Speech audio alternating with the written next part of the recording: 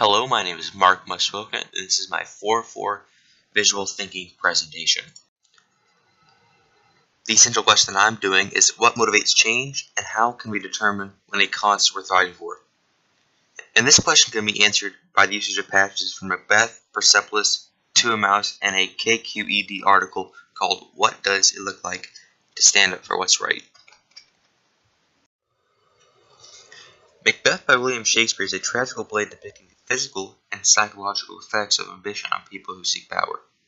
In the play, Macbeth starts off as a strong soldier who's loyal to the king, Duncan of Scotland. Although as the play goes on, his meeting with 3 witches and conversations with his wife lead him to drive his own ambition and kill the king in order to gain power, although he was unsure as to whether he should actually kill the king or not. Right before killing the king, he says, "I have no spur to prick the size of my intent, but only vaulting ambition, which overlaps itself and falls in the other." Macbeth decided to follow his ambition and kill the king. Macbeth's newfound ambition motivated to change him from the previous, less ambitious ideal soldier to the more ambitious, corrupt king who was afraid of losing his power. Next is Persepolis, which is a graphic autobiography written by Marjane Satrapi depicting her life in the Iranian Revolution and onwards. What motivated change in Persepolis was fear, whether it be fears of one's own life or simply fear of another culture. It prompted tremendous change. During the Revolution, Marjane realizes how dangerous protesting really is when she attends Black Friday, in which 89 people died. This in turn caused her to be more fearful of her life and more scared to attend these potentially life-threatening demonstrations.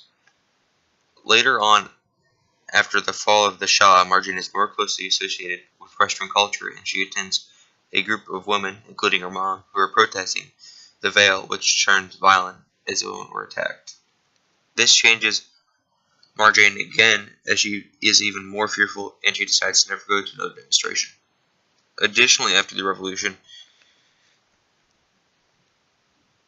the new government is scared of Western culture, and it changes policies to be more Islamic and less Western in culture and education. Finally, Marjane and her family are most deeply affected towards the end of the book. They are affected by the policies of the new government, and they have to deal with the repercussions of the Iran-Iraq war. They are forced to hold their parties underground in fear of being caught, and in fear of speaking out against the government due to some of their relatives being executed. Due to the war, they have to deal with food shortages, and they see many people die, such as Marjane's friend Netta, which makes them realize that they're not safe in Iran. This causes Marjane's parents to send Marjane to Vienna, where she would be safe. Everything that changed in Persepolis was motivated by fear, because Marjane and her parents saw all these terrible things happening, such as people being killed and kids being sent off to war. They were afraid that Marjane could die, and that resulted in deciding that Marjane had to leave Iran.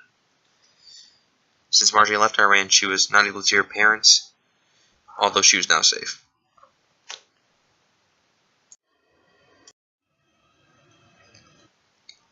In To a Mouse, a farmer has dug up a small mouse's home and then starts to talk to the mouse about life and its hardships. After digging up the mouse, he says, "Oh, what a panic in your breast. You need not start away so hasty with your hurrying scamper." As in Persepolis, what motivates the mouse to run and to move for safety was fear. As in humans, fear also motivates animals to do many things they do. The mouse ran from the farmer because it was fearful for its life and tried to get away from the bad things. As in humans, when scared or under pressure, we try to relieve ourselves from the pressure. Lastly is a modern-day example. In a KQED article entitled, "What Does It Look Like to Stand Up for What's Right?" it talks about hurtful words and the struggle between students talking about the usage of a word in their argument. In the article it says, "I know that change can only be made by speaking out." The motivation in this article for the student is standing up for what's right morally in order to achieve change. Additionally, she decides to fight the other student because she believes her cause is the right one morally.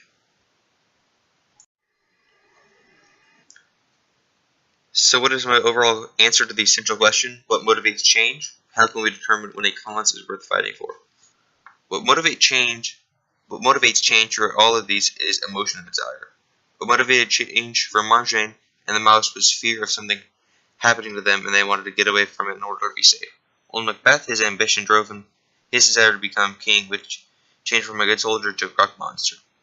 While in the article, the author felt anger and disbelief towards another who used hateful words and intended to make a change on how people think. While the overall answer to how can we determine when a cause is worth fighting for is when you truly believe something is good and necessary. This is proven by Macbeth, Marjane, and the article. Macbeth is unsure as to whether he actually wanted to kill King Duncan, and in the end he failed because he didn't think killing the king was actually good or necessary. While in Persepolis and the article, they both stood up for what they believed in, whether it be protests on the street for women's rights or protests in the classroom over the usage of an offensive word, and they succeeded in their own way and fought for what they believed in. Thank you for listening to my presentation, and sorry for being very, very late.